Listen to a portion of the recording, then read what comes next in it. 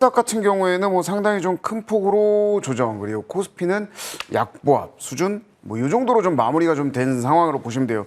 이제 지난주부터 제가 계속해서 좀 강조하면서 말씀드렸던 이 리스크 관리에 대한 부분 슬슬 들어가셔야 된다라고 했던 부분이 오늘부터 좀 그대로 좀 나타나고 있다, 이렇게 좀 보시면 될 것 같아요.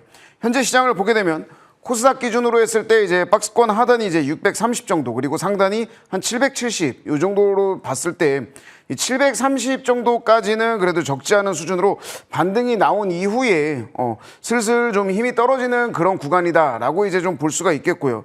시장이 전체적으로 좀 가파르게 올라왔다라고 보시면 될 것 같아요. 그래서 이 부분에 대한 차익 실현에 대한 부분을 반드시 좀 우리가 대비를 좀 해야 되고, 이제는 포트 교체에 대한 부분을 좀 과감하게 좀 진행을 해야 된다, 이렇게 좀 보시면 될 것 같습니다. 그래서 오늘의 조정은 무엇인가 이제 악재가 나왔다라기보다는 그냥 뭐 가파른 반등 이후에 어느 정도 이 차익 실현에 대한 부분이 좀 나왔다, 이렇게 좀 보시면 될 것 같아요. 자, 그렇다면 다음 주, 이번 주는 이제 또 연휴가 있잖아요. 그러면 만약에 이제 내일서부터 다음 주 연휴 때까지 이제 옵션 만기가 이제 또 겹쳐져 있는 상황인데, 선물 차트 한번 좀 보시면서 제가 설명을 좀 드릴게요.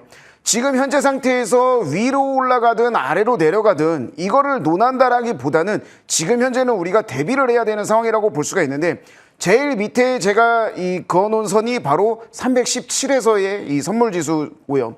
두 번째가 여기에서 많이 흔드는 구간이 나왔죠. 아주 지난주에 계속해서 시장이 올라오기는 했지만 좀 누워있는 흐름이 좀 강하게 나왔었고, 여기 부근이 바로 326 라인이에요.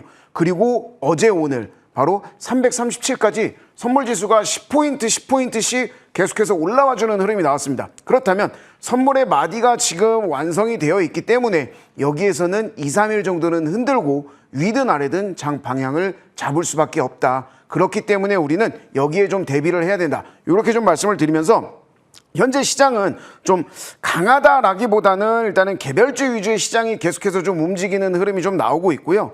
뭐 오늘 전체적으로 이제 뭐 조선에 대한 부분, 그다음 방산에 대한 부분은 뭐 계속 좋은 흐름을 나와줬지만, 이제는 이 주도 업종들도 어느 정도는 우리가 차익 실현을 좀 고려를 해야 될 때다. 특히나 뭐 이제 조선이라든지 방산 이런 걸 이제 신규 진입하기에는 굉장히 좀 부담감이 있기 때문에 지금까지 움직였던 뭐 정책주들 이런 부분들은 슬슬 우리가 차익 실현을 해서 어느 정도는 좀 현금 확보를 하고 가야 되는 그런 흐름으로 좀 볼 수가 있겠습니다. 그래서 그동안 시장 반등에 잘 맞춰줬던 이런 종목들, 이제는 어느 정도 다른 섹터 또는 다른 종목들의 이 포트를 좀 변화해야 되는, 그래서 우리가 시장에 발맞춰서 좀 대비를 해야 되는 그런 상황이 아닌가, 이렇게 좀 생각을 하고 있습니다.